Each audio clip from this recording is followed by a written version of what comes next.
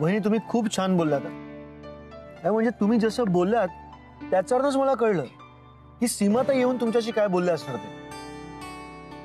आणि वहिनी खरंच म्हणजे कधी कधी स्पष्ट बोलणं हे योग्यच असतं, काही वादच नाही. मॅम, तुम्ही त्यांना बोलत होतात ना तेव्हा त्यांचा चेहरा बघण्यासारखा झाला होता. खरं तर जनता यांना सेवक म्हणून निवडून देते, पण निवडून आल्यानंतर यांच्यामध्ये असा का बदल होतो तेच मला कळत नाही. पण त्या या गावातल्या स्थानिक आहेत आणि आपण इकडे पाहुणे आहोत, आणि सगळ्यांसमोर एवढं काही त्यांना ऐकायला मिळाल्यावर त्या गप्प बसतील असं मला तरी नाही वाटत. तर बरोबर बोलताय. सीमाताईंना मी चांगलं ओळखून आहे मॅडम. त्या गप्प बसणार नाही. पण त्यांनी जर आपल्याला त्रास द्यायला सुरुवात केली तर मग आपण काय करायचं? आपण काही करायचं, त्यांना जे काय करायचं ना ते करू दे. आपण इथे कामासाठी आलोय तर आपण काम करायचं. आपला इथे येण्यामागचा हेतू अगदी क्लिअर आहे ना. मग विश्वास ठेवा, आपल्याला काही होणार नाही.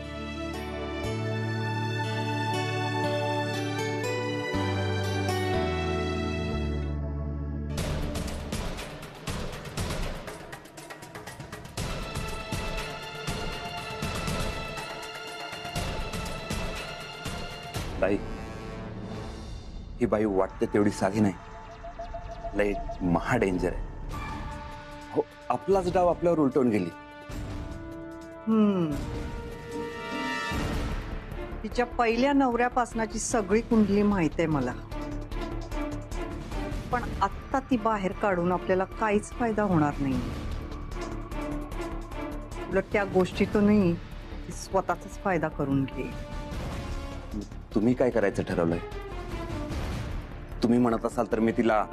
नाही संतोष, या बाईला नडून आपल्याला चालणार नाही. तिला आपण जितका विरोध करू ना ती तितकीच मोठी होणार. हो, मग तोपर्यंत आपण काय हातावर हात फक्त धरून बसायचं का? अजिबात नाही. पण लवकरच ती या गावाच्या बाहेर जाणार आहे. ते कसं? तू राजकारणात नवीन आहेस ना, म्हणून तुला हे असे प्रश्न पडतायत. आता ही सीमाताई काय करते ते बघून तुला कळेलच. राजकारण कशाला म्हणतात.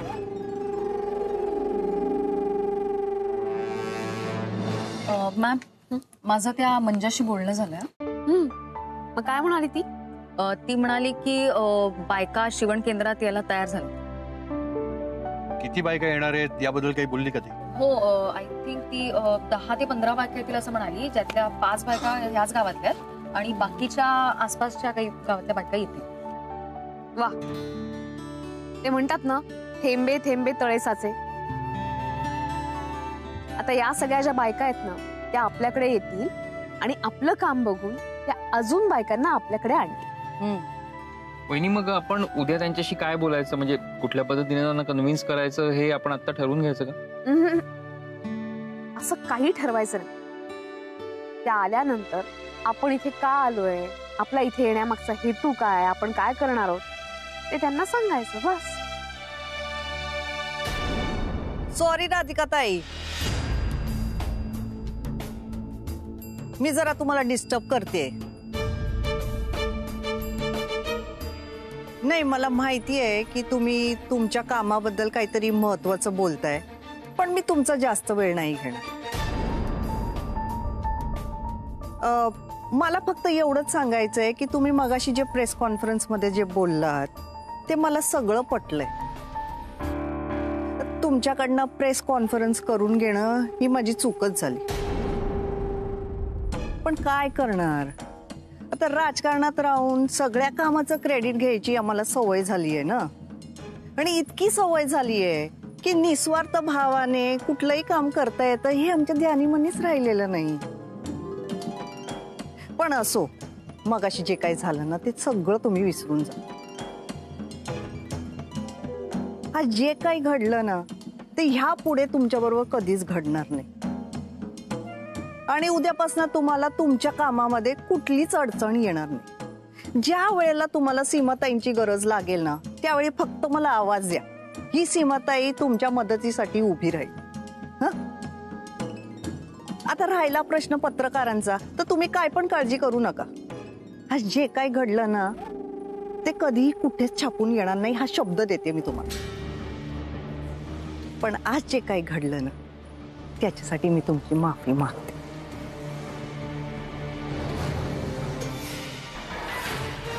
जर जमलं तर मला माफ करा.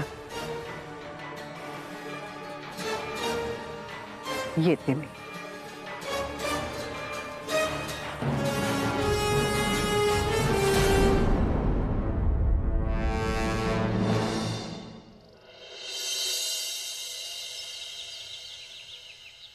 चला फायनली आपला आजचा प्लॅन ठरला. अरे प्लॅन ठरला म्हणजे बुकिंग पण झालेलं आहे. Booking done. Wow fantastic. मी पुन्हा सांगते प्लॅनची काहीच गरज नाहीये. माया हा सगळा घाट आम्ही तुझ्यासाठी घालतोय आणि तू त्याला अपोज करतेस, त्याला काय अर्थ आहे? नाही तर तुला फ्रेश वाटावं म्हणून सगळं प्लॅनिंग चाललंय ना. सर आय अंडरस्टँड, पण म्हणजे कोणी सांगितलं तुम्हाला की मला फ्रेश नाही वाटत आहे? मी अजिबात डिस्टर्ब नाही, I am completely fine. Please, खरंच याची गरज नाहीये. मला गरज आहे ना. नाही म्हणजे आता सौमित्र बाळाने इतका प्लॅन केलाय, सगळं बुकिंग केलंय, मग आपण त्याचं मन कसं दुखवायचं ना. आपल्याला जायलाच हवं. अगदी बरोबर बोलताय त्या. खरंच खरंच मी बरोबर बोलते. मी काय म्हणतो डॅड, आता तसंही सगळं प्लॅनिंग झालेलं आहे ना. हा म्हणजे आता काय बुकिंग पण झालेलं आहे. फक्त ऐक ना, तू चिडू नकोस. मी एक सांगू का तुला, मी नाही आलो तर चालेल का तुमच्याबरोबर? तुम्ही जा सगळे. एक minute, this is not done. हा एकतर तूच प्लॅन करतोयस आणि तू स्वतः नाही यायचं म्हणतोय. दिस इज नॉट डन. मी एक काम करतो, सगळाच प्लॅन कॅन्सल कर. सौमित्र इतक्या वेळ ही नाही म्हणते आणि आपण तिला कन्व्हिन्स करतोय. आता ही तयार झाली तर तू काय नक्की प्रॉब्लेम काय? मला प्रॉब्लेम काय नाही डॅड, फक्त आता असा मूड नाहीये कुठेही बाहेर जायचा वगैरे, एवढंच. बाकी काही कारण नाही. एक मिनिट सामी, तूच म्हणालास ना की आपण तिथे एन्जॉय करायला चाललोय. तूच नसशील तर काय एन्जॉय करणार आहोत आपण, आणि मी काय करू? एक मिनिट, या विषयावरती आता डिस्कशन बंद. ओके, आपण चौघही आज रात्री डिनरला बाहेर जातोय अँड दॅट इज फायनल. आता मला निघायला हवं. ओके, नंतर भेटूया. मला सोडाल का जाता जाता? Sure, why not. माया तुलाही सोडायचंय का वाटत? मी नाही, तू एक काम कर, सौमित्र बाळाबरोबर बोलत बस. हा, तुला काही प्रॉब्लेम्स असतील तर ते सॉल्व्ह होतील. हा, आम्ही आलोच. Okay, bye bye. See you. रात्री भेटू. Bye. Have a good day mamma. आले. हा, थांबा. बापरे, यांचं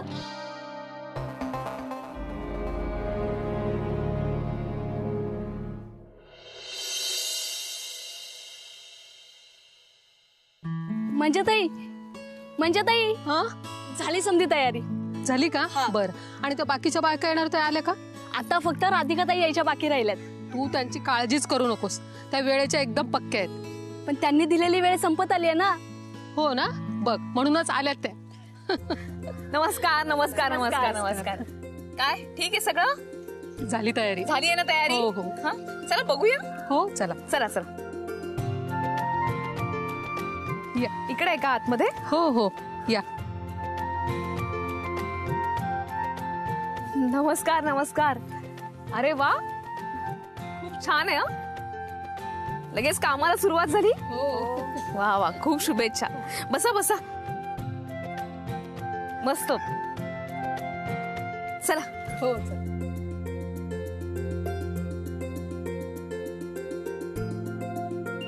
वा वा वा, खूप छान तयारी केली आहे. खूप छान सजवलंय हा जेनी यांनी. नक्की बघ, फार मस्त झालंय. ही सगळी त्या सीमाताईंची मेहरबानी आहे. म्हणजे सीमाताई आमच्या आधी पहाटे 5लाच येऊन सगळी जागा स्वच्छ करून गेल्या. एवढंच नाही तर आमच्या सगळ्या जणींसाठी चहा नाश्ता सुद्धा घेऊन आल्या होत्या त्या. हा सगळा काय प्रकार आहे मला तरी कळत नाहीये. मला असं वाटत होतं की कालच्या प्रकारानंतर त्या इथे फिरकणार सुद्धा नाहीत. वहिनी, मी आजचे सगळे इकडचे लोकल न्यूजपेपर चेक केले, म्हणजे वाचले. हो, पण काल जे काही घडलं त्याच्यावरती काही छापलं गेलंय का? नाही, अजिबातच नाही. अच्छा, म्हणजे जसं बोलल्या तसं केलं तर त्यांनी. ठीक आहे, जाऊ दे. आपल्याला काय करायचं या सगळ्याशी? आपण इथे काम करायला आलो, कामाला लागूया. चला. हो. त्या बाकीच्या बायका येणार होत्या त्या कुठे? येतीलच एवढ्यात. बरं ठीक आहे, चला आपण करूया सुरुवात. हो हो. तुझे बड़ा किया क्या खिला कर.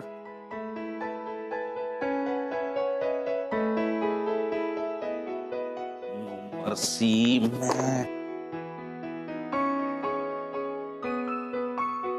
तू कुठे चालला चेंज करून? पार्टी संध्याकाळी आणि हे कपडे घालून तू येणार नाहीयेस, कळलं? हे कपडे घालून मी पार्टीला कशाला येईन? मला ऑफिसला जायचंय. असं काय करते? एक मिनिट कसलं ऑफिस आणि काय? एरवी कधी ऑफिसला येत नाही, आजच जायचं तुला ऑफिसला? आज काम आहे मला, खूप काम आहे. चल बापरे, मी तुला ऑफिशियली सुट्टी डिक्लेअर करते. ठीक आहे, आता नाही जायचं. तू काय वेळ लागलाय का? मला खूप काम आहे आज, मला जावं लागणार आहे. मी काय फालतू कारण देतोयस? काय येत नाहीयेस तू पार्टीला? असं काही कारण नाहीये का? काही कारण नाही. राधिका नाहीये म्हणून येत नाहीयेस ना? काय संबंध माया? राधिकाला तसं पण पार्टी वगैरे आवडत नाही. मी तिला कशाला असं पार्टीला वगैरे मिस करेन? तसं काही नाहीये. चल मला जाऊ दे. एक मिनिट, मला जरा एका जागेवर उभा राहा आणि मला सांग, काय येत नाहीयेस? खरं कारण काय आहे सॅमी?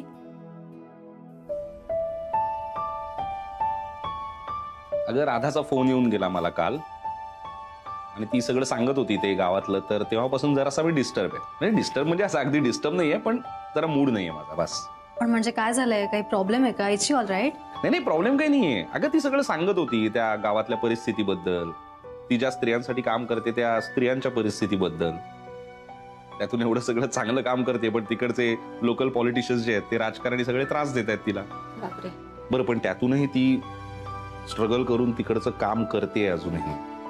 आणि हे सगळं ती इतकं छान प्रामाणिकपणे तिकडे काहीतरी मस्त काम करते आणि इथे मी नवरा म्हणून काय करतोय तर पार्ट्या करणार, पब मध्ये जाऊन नाचणार. हे कुठेतरी माझ्या मनाला पटत नव्हतं, म्हणून माझा मूड गेलाय, बाकी काही नाही. नाही, आय कॅन कम्प्लिटली अंडरस्टँड. म्हणजे हे तू मला आधी सांगितलं असतंस तर मी मे बी एवढा फोर्स केलाच नसता तुला. काहीच हरकत नाहीये तुझा मूड नसेल तर. आणि इनफॅक्ट माझी सुद्धा ही शेवटचीच पार्टी असणार आहे सामी. कारण मला सुद्धा ना यानंतर कम्प्लिटली कामात गुंतवून घ्यायचं स्वतःला. जशी मी आधी असायचे ना, अगदी तसंच कम्प्लिटली फोकस्ड. आणि कसं आहे ना, आपण जेव्हा कामात असतो तेव्हा आपल्याला या सगळ्या गोष्टी छोट्या वाटायला लागतात. आणि राधिकाला ही गोष्ट अगदी परफेक्टली कळली आहे, म्हणून तिने ना स्वतःला असं छानपैकी चांगल्या कामामध्ये गुंतवून घेतलंय स्वतःला. बाकी राहिला प्रश्न आपल्या पार्टीचा, तुझा मूड नसेल तर काहीच हरकत नाही. पण मी ही कॅन्सल करू शकत नाही, कारण तुम्ही माझ्यासाठी अरेंज केली आहे ही, त्यामुळे मला जावंच लागेल. एनिवेज, मी एन्जॉय करेन ही पार्टी तुझ्याशिवाय आज. इथे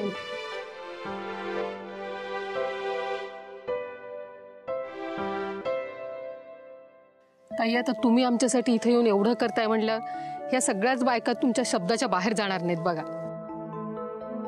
तुम्ही जे सांगाल ते करायची आमची तयारी आहे. बोला फक्त, आम्ही काय करू. तुमच्यासाठी आम्ही जीव सुद्धा द्यायला तयार आहे. त्याची काहीच गरज नाहीये. काय आपल्याला आंदोलन वगैरे अजिबात करायचं नाहीये किंवा आपल्या मागण्या घेऊन आपल्याला कुणाकडेही जायचं नाहीये. आपण फक्त एका विचारानं, एका मतानं एकत्र येणं गरजेचं आहे. तुम्ही सगळ्यांनी ना आर्थिक दृष्ट्या स्थिर होणं गरजेचं आहे. ते तेव्हाच होईल जेव्हा तुमच्या हातात रोज काम असेल. अहो, पण इथं शेतातल्या कामाशिवाय दुसरा रोजगारच नाही. बरं, तर रोजगार सुद्धा रोजच्या रोज मिळत नाही. मिळाला तर मजुरी एवढी कमी की रोजचा खर्च भागवणं अवघड होतंय. हो, तेच तर. माझ्या डोक्यात एक कल्पना आहे. मला असं वाटतं की राधिका मसाल्याचं एक युनिट इथे असावं. या युनिटमुळे तुम्हाला इकडे तिकडे रोजंदारीवरती काम करायला लागणार नाही. तुम्हाला कायमस्वरूपी नोकरी असेल, पगार असेल, बऱ्याच फॅसिलिटीज असतील. मगच तुम्ही आर्थिक दृष्ट्या स्थिर होऊ शकाल. मग तुम्हाला कुणाही समोर हात पसरण्याची गरज नाही. तुम्हाला कोणी अडवू शकणार नाही, डावलू शकणार नाही.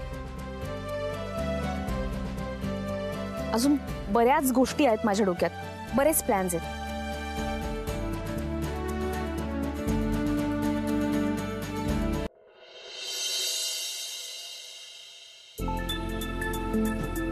काय ठरलं ते शेवटी? सौमित्राचा येणार आहे का तो? नाही, मला तर असं वाटतंय तो नक्कीच. That your gut feeling? I feel so. आणि इनफॅक्ट आता त्याने प्रॉमिस केलंय तर तो येईलच ना. हाय, अरे बरं झालं तुम्ही आलात. Oh my God, Mama, you're looking damn pretty. Perfectly dressed up, huh? Thank you. तुम्हाला वाट बघायला लागू नये ना म्हणून मी जरा घाईघाईतच आले. थोडी काही घाई वगैरे करायची गरज नसते अहो. तुम्हाला घेतल्याशिवाय थोडी जाणार होता मी पुढे. खरंच मी माझ्यासाठी थांबला असता. ऑफकोर्स मामा, प्लॅन आपल्या सगळ्यांचा ठरला होता की नाही? थांबणारच होतो तुमच्यासाठी. एक्झॅक्टली. Thank you so much. पण ना मला जरा ना थोडस म्हणजे मी कधी पब मध्ये गेले नाही ना तर मला टेन्शन आलंय, जरा नर्वस झाले मी. काही टेन्शन वगैरे घ्यायचं नाही एवढं. नाही पण मी असं ऐकलंय तिथे डान्स करायला सांगतात. आपल्यावरती असतं ते. आपल्या मनात असेल तर खुशाल डान्स करायचा आणि नसेल मनात तर शांतपणे बसायचं आणि म्युझिक ऐकायचं मस्त पैकी. Exactly. The basic idea is we just have to enjoy, that's it, nothing else. हो नाही पण मला डान्स करायचा काहीच प्रॉब्लेम नाहीये, पण फक्त असे सगळे अनोळखी असताना असं आपणच नाचायचं, मग ते खरं सगळे ते आपल्याकडे बघणार, ते खूप ऑकवर्ड होणार ना. काय करायचं आपण? अशा पद्धतीने नाचायचंच नाही की सगळेजण आपल्याकडे बघायला लागतील. चला चला चला. अरे हे कोण आहे? हे कोण आलंय? Looking hot. चटका चटका हॉट. गरमी गरमी. चला उशीर झालाय, चला निघा. पुढे मी पुढे. हा खिडकीची जागा. तू कुठे चाललीस?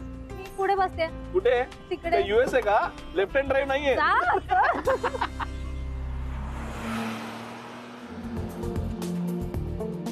बघ कसं आहे. Good place.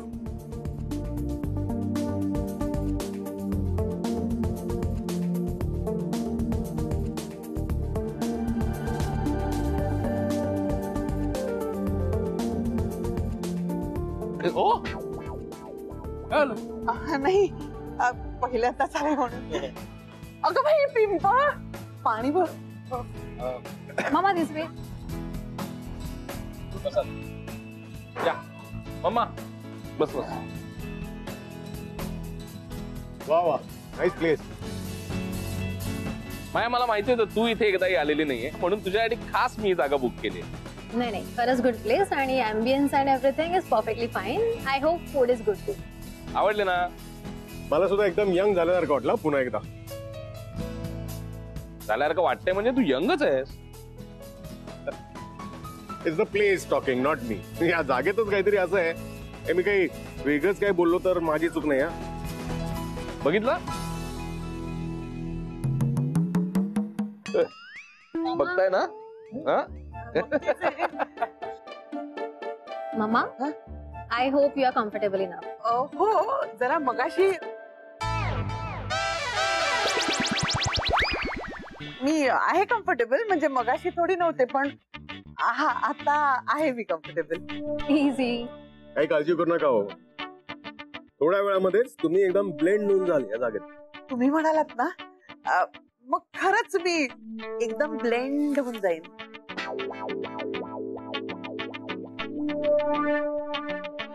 हे मला असं वाटतं की सगळ्यात आधी या बायकांसाठी रोजगार उपलब्ध झाला पाहिजे. पण ताई, आमचे नवरे त्रास देतात, त्याचं काय करायचं? तेच तर सांगते ना मी. आपण आपली सगळी एनर्जी या नवऱ्यांना धडा शिकवण्यात लावतो. हीच एनर्जी जर आपण आपल्या कामासाठी वापरली ना तर कितीतरी गोष्टी साध्य होतील. हो ना, त्यासाठी त्यांनी त्यांच्याकडे दुर्लक्ष करायला हवं. अगदी बरोबर. म्हणूनच तुम्ही सगळ्यात पहिल्यांदा स्वतःच्या पायावरती उभं राहणं गरजेचं आहे. आर्थिक दृष्ट्या सक्षम होणं गरजेचं आहे. हो, आणि आता त्यासाठी आपण लवकरात लवकर सुरुवात करायला हवी. हो. आजच मंजानी मला एक जागा दाखवली आहे. मला असं वाटतं की त्या जागेमध्ये राधिका मसाल्याचं एक छोटंसं युनिट उभं राहू शकतं. या निमित्ताने या सगळ्या बायकांना रोजगार उपलब्ध होईल. सॉरी, म्हणजे तुमचं काय म्हणणं आहे तुम्हीही सांगू शकता, बोला. आयडिया फार चांगली आहे मॅडम. फॅक्टरी आपलीच असेल तर इकडच्या अनेक बायकांना आपण रोजगार देऊ शकतो. हा नाही कदम, नुसती फॅक्टरी उभी करून चालणार नाहीये. तिथे काम करणाऱ्या बायकांसाठी आपल्याला अजून बरंच काही करावं लागणार आहे. म्हणजे सर, बऱ्याचशा बायकांमध्ये शिक्षणाचा अभाव आहे आणि नवऱ्यांकडून फसवणं जाणं हे सुद्धा एक त्यातलं प्रमुख कारण आहे. आज ज्या काही बायका भेटून गेल्या त्यापैकी कित्येक बायकांचं बँक अकाउंट नव्हतं, कित्येक बायकांना साधी सही सुद्धा करता येत नव्हती. खरंय. पण आता या वयात कोण शिकवणार ना? मी शालेय शिक्षणाबद्दल बोलत नाहीये. दैनंदिन जीवनामध्ये आवश्यक असणारं शिक्षण आणि आर्थिक साक्षरता ही सुद्धा खूप महत्वाची आहे. आणि निदान एवढं तरी शिक्षण त्यांना द्यायला हवं आपण. हो सर, बरोबर बोलतात. वहिनी, मला असं वाटतं की आपण अशी जागा शोधायला हवी जिकडे आपण राधिका मसाल्याची फॅक्टरी उभी करू शकतो, but at the same time आपण तिकडे ह्या सगळ्या सोयी सुविधा पण देऊ शकतो. आणि आत्ताच्या परिस्थितीत ह्या सगळ्या बायकांना कॉम्प्युटरचं बेसिक शिक्षण तरी आपण द्यायलाच हवं. अगदी बरोबर, तेच सांगते मी. पण या सगळ्यासाठी जागा अत्यंत महत्वाची आहे. ताई, मी आणि रघुनी मिळून त्या जागेचा तपास केलाय. मग कोणाची आहे ती जागा? सीमाताईंची.